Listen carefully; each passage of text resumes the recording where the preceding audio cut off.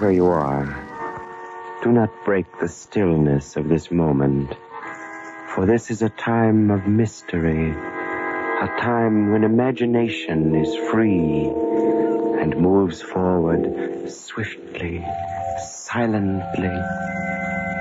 This is the haunting hour.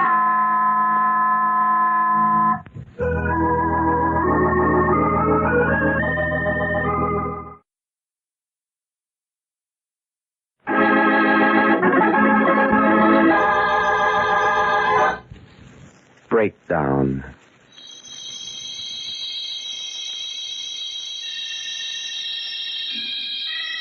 Sybil Wells' gray head lies wearily on her pillow. Her eyelids are closed, as if it were too great an effort to lift them. She can hear Dr. Adams and her nurse talking, but they seem distant, remote, much farther away than the thoughts in her own brain. She'll be all right now, nurse. Just give her this every hour. Very well, Dr. Adams. It's amazing she's pulled through, isn't it? I've been ill. Very ill. For how long, I could not even guess. It was a close call, but then she's always had a good constitution. I've known her for many years. Since I was 20. Since before it happened to Father. No, it's not her physical health that worries me. She's always been high-strung, nervous, like her father was. Before, well, I suppose you know. Not my physical health. What does he mean? Why must he tell her that Father died in an insane asylum? Poor Mr. Courtney. His family had to commit him. Mad as a March hare, of course. But each time I'd visit his cell, he'd plead that he was sane. Yes, he'd plead he was sane. And his eyes would be wild and desperate. And dead of hope. Sybil, I'm not mad. You're the only one who loves me, who cares if I live or die. Please, make the doctor understand. I've been railroaded here, Sybil, because I had money and they wanted it. Oh, Daddy, I have to go now. You don't believe me. You don't believe me either. Oh, of course I do. No. Oh, Lord, if you could only know how it feels to live among these dead and be considered one. Oh, Daddy, please, please. I must go now. Goodbye. Oh, Sybil. Sybil, I swear I'm sane. Sybil, I'm sane. I swear. Tragic case. Well, I'll drop in tomorrow to see how she's doing. Madness. The horror of vacuum. I guess I'd always feared it.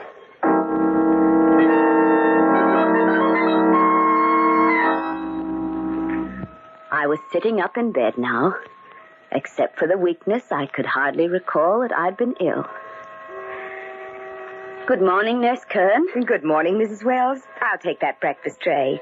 And I think you're well enough to have the morning paper if you wish. Oh, thank you, thank you. I haven't seen one for weeks. I settled back against the pillows and began to read. Earthquake, followed by fire, was yesterday for 33 miles along the shore. 14 people were many more injured. Authorities have the damage $4 million. It didn't make sense. I read another sentence, and then a different article. What was wrong with me? Oh, of course, my eyes. I'd been ill for so long, that's all it was. Nurse! Mrs. Curran! Yes, Mrs. Wells? Nurse, will you please read this newspaper to me? Why, of course. Is anything wrong? You look so... Oh, no, everything's fine. It's just my eyes. I see. Well, what shall I read? This one. Earthquake followed by fire was yesterday for 33 miles. She read on. Her face was grave and slightly bored. She showed no surprise, no puzzlement. The words made sense to her. It was only I who couldn't understand them. Only I to whom they were a senseless jumble. People learning... Stop it! Stop it!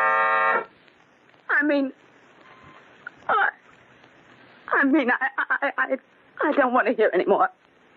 Please, just leave me alone, Nurse Curran. But, Mrs. Wells... Leave me alone, I tell you! Leave me alone! That was the first discrepancy in my mind.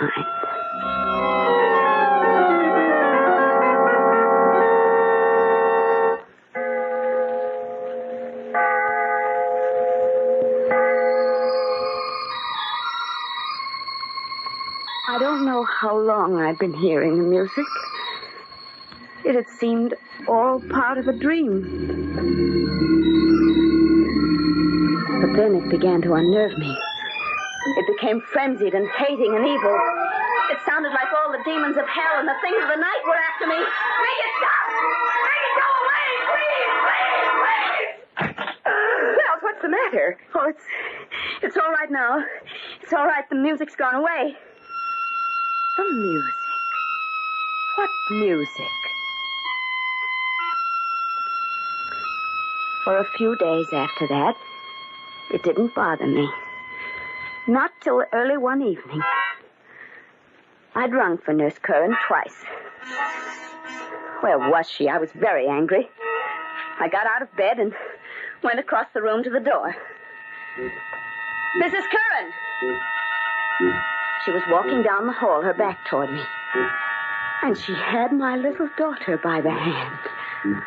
Elsie, my baby. Her sailor hat was bobbing over her curls as she skipped. She had on a blue flouncy dress and the long white stockings and Mary Jane she loved to wear. Elsie! Elsie, darling!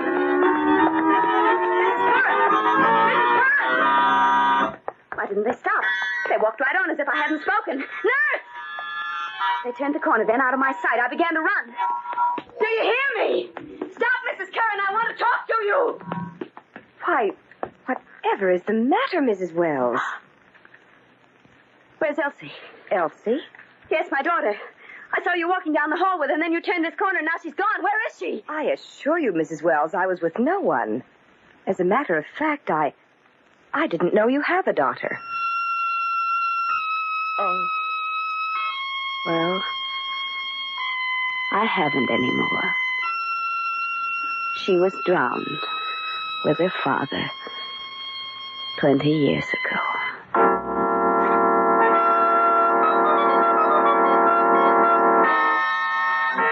I knew I had to be more cautious after that. For if Nurse Curran ever suspected, she'd tell the doctor. And I'd seen enough of those walls when I was a girl.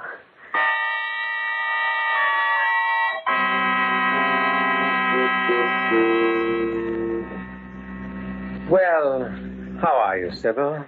How does it feel to be downstairs for dinner? Oh, if you're ready to eat, I'll start serving. Why, Mrs. Curran, you needn't do that. Where's Mary? Well, there wasn't much for her to do with you ill, Mrs. Wells, so when she asked to visit her sister for a few weeks, I didn't want to disturb you with details. Oh, I see. That's all right, Mrs. Curran. Then I'll get the soup. Sybil, I've been worried about you. Worried? Really? You're not recuperating as quickly as you should. And, well, Curran's been telling me things that... Yes. What has she said? Oh, nothing much, really, but perhaps you're a bit more ill than we thought. So she had noticed. I must be careful, very careful. Whatever happens, I must never let them send me there. I said, will you have your soup, Mrs. Wells? Oh, yes, please. And you, Doctor? Yes, thank you. I took my first spoonful and could barely swallow it. The soup tasted far too salty. I was about to remark as much to the doctor when he said... Delicious soup, Sybil. Delicious. Oh, of course, George. Of course.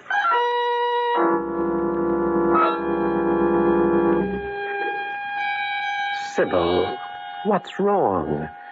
You hardly touched a thing all through dinner. Well, I guess I'm just not very hungry. Salt. Everything tasted of salt. First my sight, then my hearing, and now even this sense was playing me false. How long could I go on hiding what was happening to me? I think I should have resigned myself to insanity. If the very next afternoon I hadn't wakened early from my nap. I wanted some warm milk, and when Mrs. Curran didn't answer my ring, I went down to the kitchen myself. Nurse Curran, is that you? Oh, it was a child. A little blonde girl who greatly resembled my daughter. She was playing with a toy tea set. Mother isn't here right now. She's gone to the village for some groceries. Would you like to have tea with me? It's only make-believe, of course. Mrs. Curran is your mother? Yes, I'm Jean. She'd never told me she had a daughter, nor that the child was living in my house with her. Here's your tea. Sugar or cream? Oh, I forgot. You only take salt in your food. I only take salt. What do you mean, dear? I don't quite understand. Oh, my mother explained to me. I asked her why she put so much salt in everything she brought you to eat last night. And that's what she said, that you only take salt in your food. Jeannie, are you sure of that? Yes, of course. I know who you are. You're Mrs. Wells, the funny lady we had to play a game with. What kind of a game, Jeannie? Well, dressing me in those funny clothes Mother found in the attic. And not looking around when you called to us. And then, when we turned the corner, I had to pop right into the linen closet and not make a sound till Mother called. It was like hide and seek. Only you didn't find me.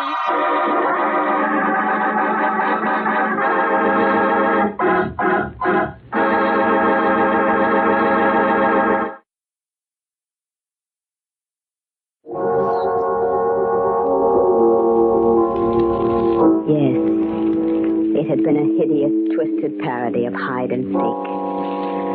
But at last I knew I was not going mad. I had been terrified, blundering in the dark against an unknown opponent. But the game was clear to me now, and the rules, and the tricks, and most vital of all, my foe. Nurse Curran had tried to drive me mad, was still trying, but I could fight her. I had to fight her, for the stake was my sanity. I guess that's Mommy now. Now, Jeannie, listen to me. Your mother mustn't know I was down here talking to you. Why, Mrs. Wells? Why shouldn't I tell her? Why, Mrs. Wells? Why shouldn't I tell her? Well, it's a game, Jeannie. It's like that hide and seek we played, remember? Please promise you won't say anything about my seeing you this afternoon. I promise. I promise, Mrs. Wells.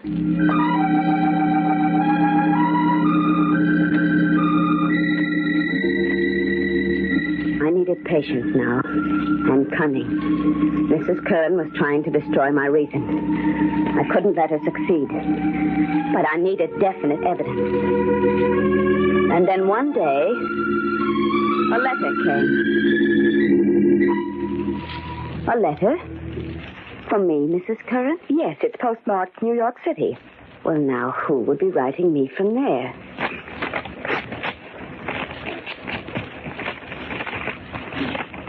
It's from my brother, Frank. He's coming to see me and bringing a friend of his along.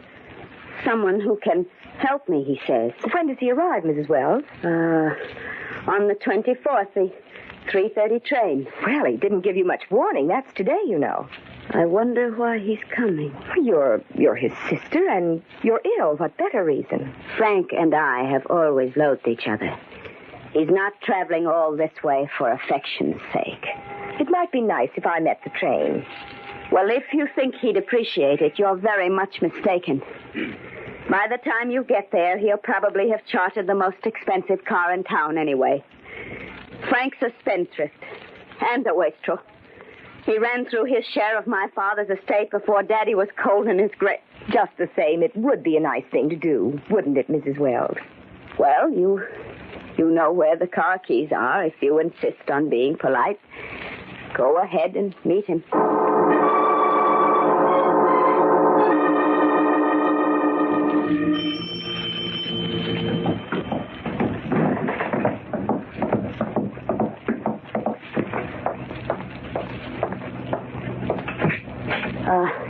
Yes? Special delivery for Mrs. Agnes Curran. That's your nurse, ain't it, Miss Wells? Oh, yes, it is.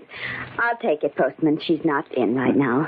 I'm awfully sorry this is late, ma'am. But you see, one of our sorters put it in the regular mail route back, and I only just discovered it. Oh, I don't suppose there's any great harm done. Oh, well, thank you. I hope not. Well, goodbye, ma'am. Goodbye. I shut the door quickly and stood turning the letter over in my hands, for I had suddenly recognized the writing on the envelope. It was Frank's. And how could he know the name of my private nurse unless they knew each other? George hadn't corresponded with him, I was sure. He was aware of the hatred between us. I quickly ripped the envelope. Dear Agnes, just a line to let you know of Jean's safe arrival. I think your fears that Sybil saw her and suspects you are groundless, but perhaps it is safest this way. I feel sure that by this time my dear sister has passed, or at any rate is near, the breaking point. I'm coming down next Thursday and will bring a specialist with me. I am certain that when she tells him of her hallucinations, shall we call them, he will have no hesitancy in declaring her insane. There it was. The whole fiendish scheme. I held all the proof I needed right in my hand. I called George and asked him to come over as quickly as he could. And then I'd barely gotten upstairs when I heard the front door open. Sybil! Sybil! Please, Mr. Courtney, she may have fallen asleep.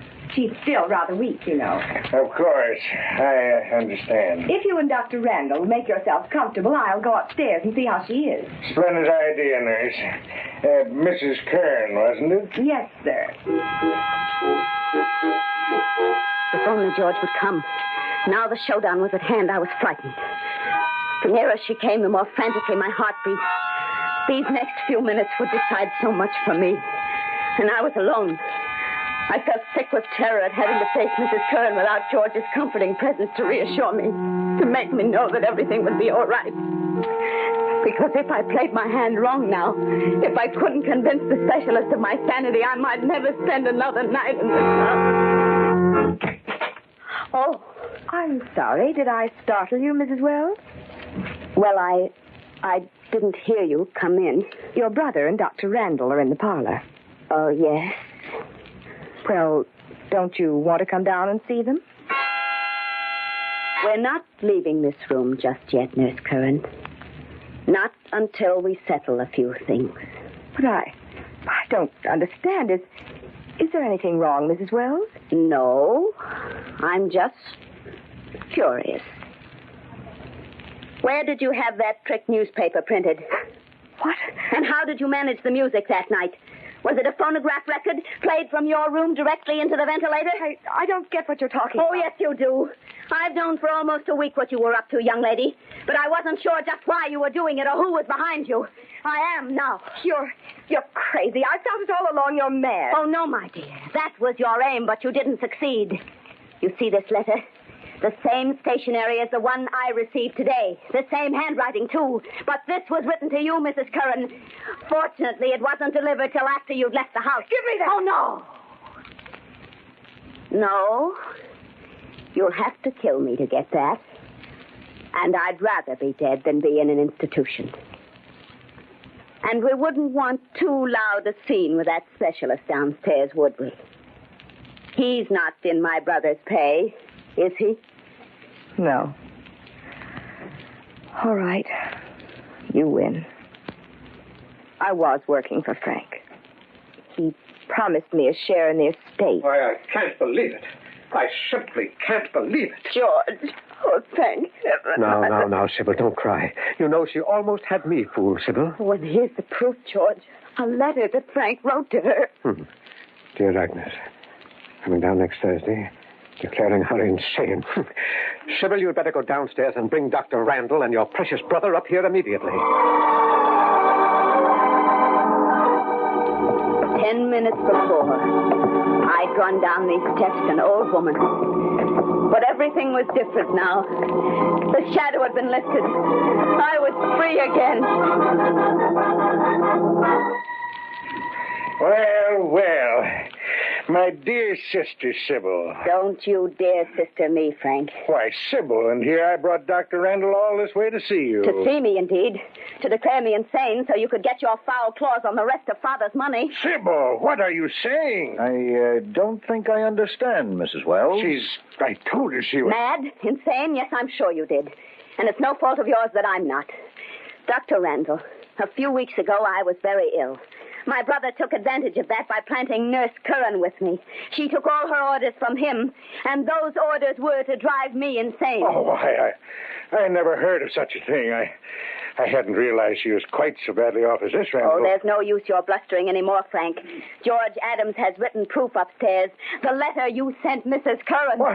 Why, I never wrote her my whole life. I never met the girl till today. Suppose we go and see what this is all about. Well, Courtney? Oh, of course. As you say, Doctor.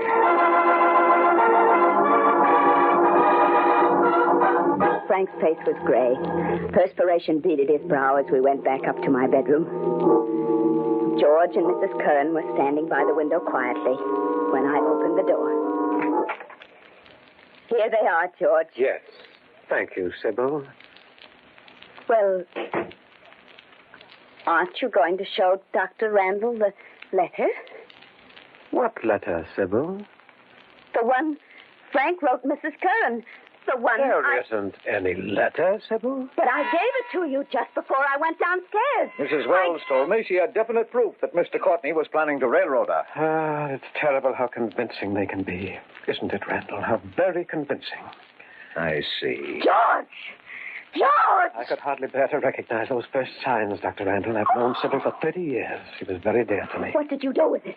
Is it burned or torn into little pieces in your pocket, George? Where's that letter? But I'm too much of a physician to blind myself to facts. She'll be happy. Behind those walls, George, those walls where you and Frank put my father. Come, Mrs. Wells, you'd better come with me. No, you can't believe them. They're lying. No, please, no. You'd better take her right to the sanitarium. It's not safe to keep her here another day. Yes, I'm afraid you're right. I'll help you with her. We can use my car. Don't touch me, George. Don't you come near me. Get your hands on me. Adams, let her go. You seem to excite her unduly. Now, please, Mrs. Wells, take my arm. You know we want to do what is best for you. Dr. Randall, please, I swear this on my eternal soul. There was a letter. It was special delivery written by my brother Frank to Nurse Curran. I wish I could believe you, Mrs. Wells. Watch your step, Sybil. Don't be so solicitous, George. I'd rather you'd kill me than betray me as you have. If there were one shred of evidence on your side, Mrs. Wells, one slightest bit of proof. Oh, say, I beg your pardon, Miss Wells. I had to come all the way back again. I forgot to have you sign this slip on that special delivery for Mrs. Curran. Adams, give me those car keys. And turn around. We're going back into that house. I think we've got a few things to discuss.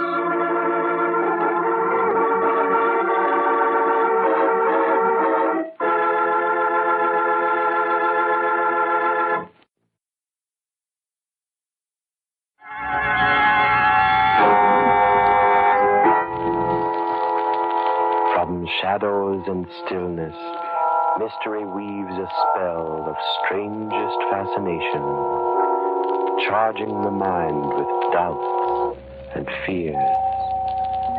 For mystery is a strange companion, a living memory.